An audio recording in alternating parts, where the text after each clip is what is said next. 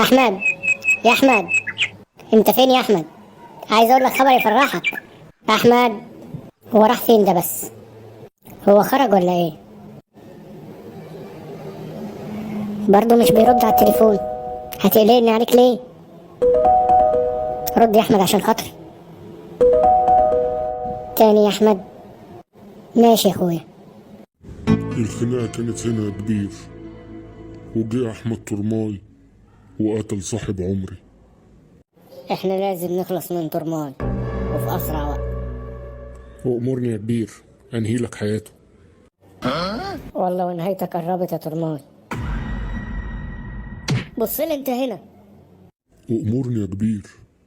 عايزك تراقب لي ترماي زي ظله، كل تحركاته تعرفها لي اول باول. من عيني يا كبير. المرة اللي فاتت جت في باسم الغلبان، المرة دي عايزكم تركزوا قوي. خلاص مفيش حاجة اسمها أحمد ترماي. يا أحمد أنا بقالي ساعة بدور عليك وعمال أنده يا أحمد يا أحمد يا أحمد واتصلت عليك. ممكن توطي البتاع ده شوية من فضلك؟ خليني أعرف أكلمك. أدينا طفيناه. أنت بتكشر لمين كده يا باسم؟ يا أحمد بدور عليك من بدري، عايز أقول لك خبر يفرحك. أنا خلاص هسافر. طب وإحنا هنفضل نتكلم في الحمام؟ اتفضل اطلع بره، أنا جايلك دلوقتي. سفر إيه وبتاع إيه؟ طيب أنا مستنيك يا أحمد، اخلص بقى من فضلك. سفر إيه بقى يا عم باسم؟ ما أنت شغال هنا وربنا كرمك، ليه الغربة؟ أنا مش هتغرب يا أحمد، أنا مسافر الساحل الشمالي يعني جوه مصر، بس قرية وشغل رايق بقى. رب هنا رب هناك يا عم باسم، وخليك قاعد معايا. طب تعالى بس اقعد يا احمد افهمك، احنا هنقف نتكلم كده واحنا واقفين؟ ادينا قعدنا، عايز تقول إيه يا باسم؟ عايز اقول ان انا تعبت من الشغل اللي هنا، ومحتاج اروح مكان زي قرية اريح فيه بالي شوية واغير المود بتاعي، وبعدين هبقى قريب منك في اي وقت، لو اديتني الو هجيلك لو احتجتني. والناس صحاب الشغل دول باين عليهم محترمين جدا، احنا قابلناهم في الكافيه بتاع المعلم دمور واتفقوا معانا، وان شاء الله ان شاء الله هنسافر قريب جدا. بس انا قلت اعرفك الاول، انا قلت هتفرح لي يا احمد. سافر يا باسم وروح اشتغل في القرية وغير مودك، وسيبني انا هنا. انا شكلي هرجع للاجرام تاني يا باسم. ليه يا احمد بتقول كده؟ احنا ما صدقنا انك بقيت احسن من الاول بكتير واتغيرت. التغيير ده شكله مش هيدوم، وانا هبدأ اتعصب.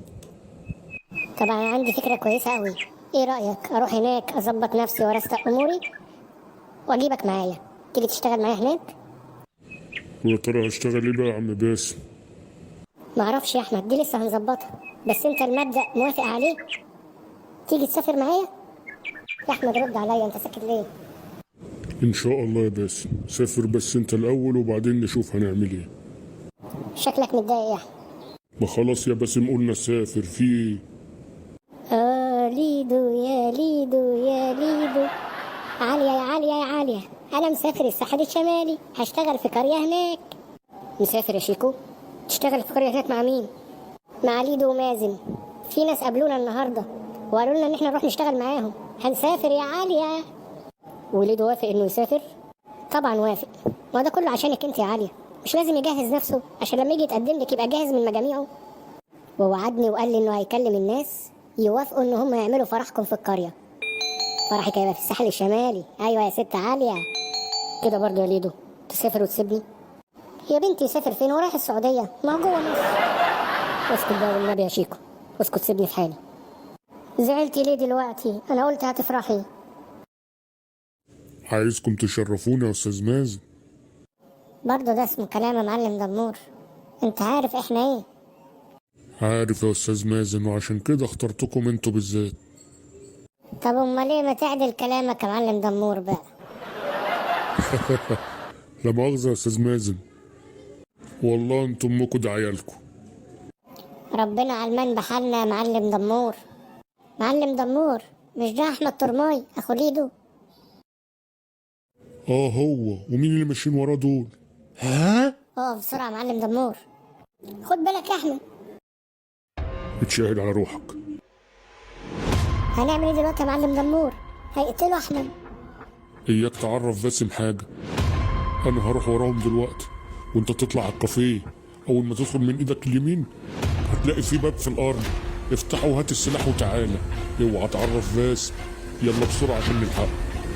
تاكس. تعالى نشوف مين بقى اللي هيتشهد على روحه. انا احمد ترماي. سلام يا ترماي. مش قلت لك اتشاهد انت على روحك؟ شيل السلاح يا معلم دمور، مش مستاهله. معلم ترماي. لا انا كده جهزت الشنطه وكله تمام. الو، ايوه مدام سلمى. لا كله تمام، انا جهزت شنطتي اهو، ومازن وشيكو زمانهم برضو جهزوا حاجاتهم. اوكي يا فندم. لا خلاص باذن الله على ميعادنا. اوكي مع السلامه. باي باي. يا ترى انت فين يا احمد؟ معرفش قلبي واكلني عليك ليه. اكيد مش هترد زي عادتك. افتح يا احمد مره ورد عليا. افتح رد عليا طمني عليك. برضو مش هترد. يا نهار اسود، يا نهار اسود، احمد مات. قوم يا احمد. احمد قوم يا احمد النبي. معلم ترماي. قوم يا معلم. علي يا احمد. لا والنبي يا احمد ده اخوك هيروح فيها. قوم والنبي يا احمد اصحى. انا لله وانا اليه راجعون. يا حسرة قلبك يا باسم. لا تمسك شوية يا مازن، خلينا نوديه لاخوه. يلا نروح بيه بسرعة. بس ما يروح فيها يا معلم دمور، ليده هيموت وراه. لا حول ولا قوة إلا بالله. يلا يا ابني كفاية كده، إكرام الميت دفنه. يلا نوديه لاخوه. شيل معايا يا معلم دمور، شيل معايا نروحوا. خليك انت هنا لحد ما اشوف شيكو ومازن اتأخروا ليه. الو، ايه يا شيكو؟ ايه يا ابني اتأخرت ليه؟ بتقول ايه؟ جاي انت وعليا وجدو عايزين يسلموا عليا قبل ما امشي؟ طبعا تيجوا تنوروا. انت جهزت حاجتك ولا لسه؟ طيب تمام ماشي في انتظاركم. لا احمد مش موجود، انا عمال اتصل عليه من بدري مش بيرد عليا، ومش عارف قلبي واكلني عليه قوي، هو متعود كده يخضني عليه. طيب اوكي انا في انتظاركم يا شيكو. يلا بسرعه وهتصل بمازن التاني اشوفه. طيب ماشي، سلام سلام. ولا دايم إلا وجه الله. اخويا في ايه؟ احمد مات يا ليدو. لا اخويا ما ماتش، اوعى تقول كده. لا حول ولا قوة إلا بالله. احمد اخويا رد عليا. لا انت ما متش، انت لسه حي. انا عارف انك ما متش يا اخويا. قوم يا احمد عشان خاطري. احمد قوم يا احمد قوم والنبي، انت قلت لي هتسافر معايا صح؟ انت عارف انك تسافر معايا، ما تموتش وتسيبني. اخويا اصحى ورحمة بابا وماما، ما تموتش وتسيبني يا احمد. بص يا اخويا، قوم مش هزعلك تاني، قوم وانا مش هزعلك مني في اي حاجه تاني. قوم عشان خاطري يا اخويا، مش هقدر اعيش من غيرك. اخويا معقوله اليافطه بتقول هارد كافيه كمل على طول؟ مش بقول لك هارد كافيه معروف؟ صدقني يا فندم انا اول مره اسمع عنه. الو، احنا عدينا اليافطه. تمام اوكي باي باي. خلاص يا محظوظ احنا قربنا نوصل ان شاء الله. اتشرفت بمعرفتك يا استاذ محظوظ. الشرف ليا انا يا فندم، شكرا. تقريبا هو ده الكافيه يا محظوظ. تمام يا فندم. من فضلك يا فندم حضرتك ما حاسبتنيش. يا محظوظ انا عارفه، ما احنا هندخل جوه اخلي اصحابي هم اللي يحاسبوك علشان انا مش معايا فلوس، وتقعد تشرب معانا حاجه بالمره قبل ما تمشي. اتفضل يا محظوظ. لا يا فندم شكرا، انا مش عايز اشرب حاجه. طب اتفضلي حضرتك هاتي الفلوس وتعالي، انا منتظر حضرتك هنا. اوكي زي ما تحب. ازيك؟ ايه الاخبار؟ ازي حضرتك يا فندم؟ الحمد لله كله تمام. ازيك يا ابني عامل ايه؟ الحمد لله كله تمام. اتفضل حسابك، معلش تعبناك معانا. لا يا فندم مفيش تعب ولا حاجه. مش هتمشي غير لما تدخل تشرب معانا حاجة. شكرا كتر خيرك، معلش عشان الحق اكمل شغلي بس. خلاص سيبه يشوف شغله يا معلم. عليا الطلاق هيدخل يشرب معانا حاجة. لا ليه كده؟ ليه مش لدرجه الطلاق. حاضر هدخل اشرب معاكم حاجه. اتفضل. اتفضل ارتاح هنا. اديني قعدت يا معلم، اتفضلوا ارتاحوا. روح هاتلي عقدين، عقد لجواز اختك وعقد للعربية بسرعة، وهات لي اختك معاك ولا بعتها لي هي وبرجع انت. عقد العربيه هيتكتب باسمي. يا طب روح دلوقت يلا. من عين يا معلم. على فين يا استاذ؟ طيب اول ما امشي انا بقى يا جماعه. تمشي تروح فين؟ انت لسه شربت حاجة؟ انا مش لسه حالف بالطلاق؟ انا جاي حالا، مش هتاخر عليك يا محظوظ. بقى هلا عالجد. والجد هلا عليه. يصح اللي انت عملته مع بنتي في العربية؟ انا عملت حاجه مع بنت حضرتك في العربيه؟ هي ايه؟ بنت مديحة. ايه اللي عمل فيكي كده؟ انا كلمت حضرتك في الطريق؟ اتحرش بيا في الطريق وقال لي كلام قبيح يا بابا. انت قلت لبنتي كلام قبيح يا؟ انت بتتحرش ببنتي يا؟ والله يا فندم ما حصل. طب ازاي؟ ما لسه كانت كويسه وهي معايا. طيب معلش حقك عليا لو غلطت في حقك. قول لي ايه اللي يرضيك، طلباتك وانا انفذها لكم. طالما اتحرشت ببنتي يبقى تتجوزها. وشها ما فيهوش حاجه اهو. بتقول ايه؟ اتجوزها؟ انا كده فهمت. بس كده من عيني اتجوزها. ليك طلبات تاني؟ والعربية اللي انت جايبيها دي تلزمني. امشي يا بنت مديحة من هنا دلوقتي. حاضر يا بابا. الواد راح يجيب عقدين وجاي، عقد الجواز وعقد العربية. عندك منع في حاجة؟ لا خالص ما عنديش مانع، بس انا ما بعرفش اقرا واكتب. مش مشكلة، ما بتعرفش تبصم؟ لا بختم يا معلم، معايا الختم بتاعي في طابلوه العربيه. هات مفاتيح العربية اروح اجيبهولك واجي. لا يا معلم العربيه دي شغاله من غير مفاتيح. نعم اخويا؟ يعني ايه شغالة من غير مفاتيح؟ هو في عربية من غير مفاتيح؟ طبعا يا معلم دي شغاله ببصمه الصوت، مش مصدقني؟ تعالى معايا وانا اوريك. عربية شغالة ببصمة الصوت؟ العربية دي تلزمني والعقد يتكتب باسم انا. اتفضل قدام يا معلم اوريك بدورها ازاي ببصمه الصوت. لا يا ناصح، اتفضل قدام انت الاول. لا باين عليك مفتح قوي يا معلم. انفد بجلدك يا محظوظ. الحمد لله يا رب، وربنا يعوض علينا في الاجره. الو. ايه يا فندم؟ انا خلاص في مدخل المعادي اهو داخل على حضرتك. اجي لحضرتك فين؟ الو. ايوه يا ابني، هتجيلي الجراج تحت بتاع الجامعه. ايوه ادخل الجراج وقف لي على اول الجراج عند البوابه. ماشي يا ابني في انتظارك.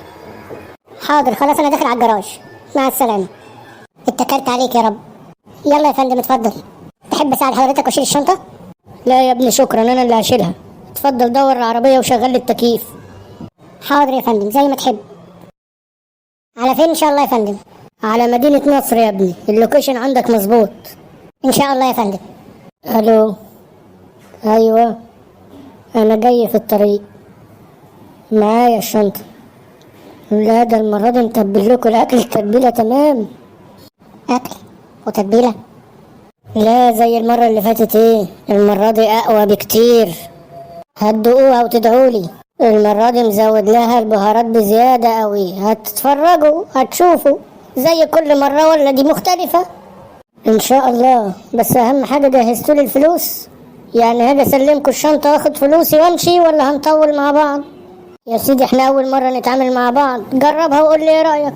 ده المره دي حاطط لكم كميه اكل هتاكل منطقه كامله. معقوله الشنطه دي فيها اكل ياكل منطقه كامله؟ في حاجه مش مظبوطه. انا مش عارف انت مستعجل على ايه، ما انا جاي لك في الطريق اهو. واقول لك على حاجه، جرب دي كل مره هتقول لي عايز نفس النوع ده. تمام باذن الله، اول ما هوصل هديكم الو. يلا مع السلامه. معلش يا فندم، اكل اللي اكل منطقه بحالها جوه الشنطه دي. يا ابني مش مهم الكميه، المهم البركه. فعلا يا فندم عندك حق، اهم حاجه البركه. الحاجه يا ابني اللي ربنا بيبارك فيها بتبقى ماشيه زي الفل. مظبوط عندك حق. هو حضرتك نازل فين في مدينه نصر؟ اخر الشارع اللي قدامك ده على اليمين يا ابني. ربنا يجعلنا من اهل اليمين. امين يا رب. حاضر يا فندم. بقول لك ايه يا ابني، ينفع تنتظر معايا 5 دقايق وارجع معاك تاني؟ ايوه طبعا ينفع، تحت امرك. طيب بس يا ابني هنا على يمينك. استلم حاجتك يا برنس. كله تمام يا حجيج، التوابل زياده زي ما قلت. اتفضل يا برنس، شوف بنفسك وادعيلي. ورينا يا سيدي. بقى هي دي الاكل والتتبيله اللي تكفي منطقه بحالها؟ معلش بقى يا حجيج، ينفع نجرب واحد؟ تجرب ايه ده، انا بقول لك يدمر منطقه بحالها. ما تقلقش انا هحاسبك عليه، هضربه في الهوا بعيد عن المنطقه خالص. بعد اذنك بقى. يقول لك اهم حاجه البركه وربنا يجعلنا من اهل اليمين. ده انا صدقته. ربنا يستر علينا وعليكم. الحمد لله يا رب. انفد بجلدك يا محظوظ. انا قلبي كان مش مطمن من البدايه، وفعلا طلع اصابه. ربنا يستر علينا وعليكم، والحمد لله كل اللي يجيبه ربنا كويس.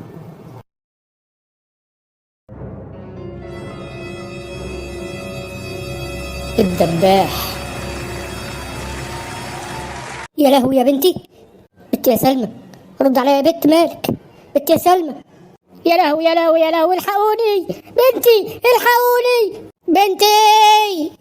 ده نفس السلاح اللي استخدمه القاتل في الجريمتين اللي فاتوا، مش كده يا حاتم؟ مظبوط يا فندم، بس كده اكيد القاتل كان ليه علاقة بال3 شخصيات اللي قتلهم دول. اوعدك مش هتفلت من ايدي. 24 ساعة يا حاتم، وتقريرك يكون جاهز على مكتبي. اوامر معاليك يا فندم. استاذن حضرتك. اتفضل يا حاتم، مع السلامة. بقول لك مش هتفلت من ايدي. صباح الخير. صباح النور يا صباح النور. سمعتوا اللي حصل عندنا امبارح؟ حصل يا بيبو، طمني. لقوا بنت عندنا مذبوحة في عز النهار. لا حول الله يا رب. طب ما عرفوش مين اللي ذبحها؟ لسه ما عرفوش. يا نهار اسود. بيبو هو بيقتل البنات بس؟ ما اعرفش يا مها، بس السكينة اللي لقوها جنبها نفس السكينة اللي لقوها في جريمتين قتل الولدين قبل كده. وانت كل همك بيذبح بنات بس ولا بنات وولاد؟ انا مش قصدي، بس خلاص كفاية كلام في الموضوع ده، يلا عشان نلحق الحصة. يا ابراهيم. نعم يا جدو. روح ياد شوف لك حته استخبى فيها، ياد بيقولوا بيذبحوا العيال اللي قدك. استخبى؟ مين ده اللي يستخبى؟ ياد ما تعمليش فيها عبده كاسكته. جدو انت ما تعرفش ان اللي مسك القضية اعظم محقق في العالم؟ اخويا طارق بيه العناني. وانتش عرفك يالا؟ اخويا حبيبي هو اللي قال لي ووعدني ان هيجيبه. وحضرتك عارف وعد طارق بيه العناني. طب روح يا ابراهيم. طب ما انا كنت رايح وحضرتك اللي ناديت عليا. بتبرطم بتقول ايه؟ ولا حاجة يا جدو، سلام. انا لازم اقنعه يبعد عن القضيه دي، ده مجرم بيذبح اللي يقابله. الو. ايوه انت فين يا طارق يا ابني؟ طيب بعد ما تخلص شغلك عدي عليا عشان عايزك ضروري. مع السلامه. اوكي يا جدو، مع السلامة. ازاي حضرتك يا فندم؟ بخير يا ابني الحمد لله. اعرفك بنفسي، انا طارق العناني اللي ماسك قضية بنتك الله يرحمها. الله يرحمك يا بنتي. لا ارجوك بطلي عياط عشان نقدر نفهم بعض ونساعد بعض. ما تاخذنيش يا ابني، المجرم ذبح لي قلبي. انت بتعمل ايه؟ انا كنت بدور على حاجة في دولابي. دولابك يا حرامي؟ الحقوني الحقوني. انت هترد عليا ونخلص عليك. انا هقول لك كل حاجة بس سيبني. انت قول لي انت مين وايه اللي جايبك عند دولابي؟ حاضر هقول لك، اوعدك هاخد نفسي. نزل ايدك وانا هقول لك على كل حاجة. يا ترى انت مين وعايز ايه؟ يا رب ترد عليا وما تكونش مشغول. الو حاتم بيه، انا دكتور وهبة. اهلا بحضرتك يا فندم. حصل معايا حاجة غريبة من شوية وكنت عايز اقول عليها لحضرتك.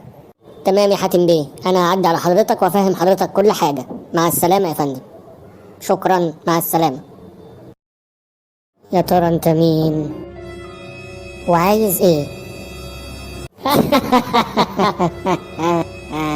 دعواتي امره بحاجة؟ انا هات لي قهوة زيادة وانا قهوة مظبوط. طلباتكم اوامر يا بهوات. بس عفارم عليك بصحيح يا دبشة. تلميذك يا دانس. كل حاجة خلصت تمام، ولا من شاف ولا من دري. البركة في تخطيطك يا دانس، تخطيط برنس. دي أقل حاجة عندي يا دبشة. الجديد أجمد. جديد يا دانس؟ هو في حاجة جديدة؟ طبعا يا دبشة، واحنا كده خلصنا ولا ايه؟ لا يا دانس، بس من رأيي نهدى شوية. ما احنا هنهدى شوية يا دبشة. الصحة والستر من عندك يا رب. انت جيت يا طارق يا ابني، الحمد لله على السلامة. الله يسلمك يا جدو، طمنا عليك يا حبيبي. انا بخير يا طارق يا ابني، اتفضل اقعد، عايز اتكلم معاك شوية. حاضر يا جدو. اتفضل يا جدو، خير في ايه؟ هو انت صحيح ماسك قضية المجرم اللي بيذبح في الناس؟ طبعا يا جدو، لو طارق العناني ما مسكش القضية دي مين اللي هيمسكها؟ طب تسمح تسيب القضية دي؟ اسيب القضية دي؟ ليه يا جدو، في ايه؟ يا ابني انا خايف عليك من الراجل ده قتال قتلة. انت يا جدو اللي بتقولي كده؟ انت دايما بتشجعني على اي قضية. كله الا القضية دي يا طارق. طيب ممكن افهم كده بالراحة يا جدو، في ايه؟ اتفضل اقعد وانا افهمك، انت وقفت ليه؟ اتفضل يا جدو، معلش حقك عليا. بصراحة كده انا خايف عليك وقلبي مش مطمن للقضية دي. ما تقلقش يا جدو، حفيدك طارق العناني قدها وقدود. انت الظاهر دماغك ناشفة والكلام مش هيجيب نتيجة معاك. انا هقوم امشي. جدو انت زعلت ولا ايه؟ هو في حاجة انا مش فاهمها؟ قلت لك 100 مرة خايف عليك من القضية دي، انت ما بتفهمش. ما تقلقش عليا يا جدو، كل مرة حضرتك بتشجعني. وكل مرة كنت بتسمع كلامي إلا المرة دي. علشان مفيش حاجة تدعي لكل القلق ده يا جدو.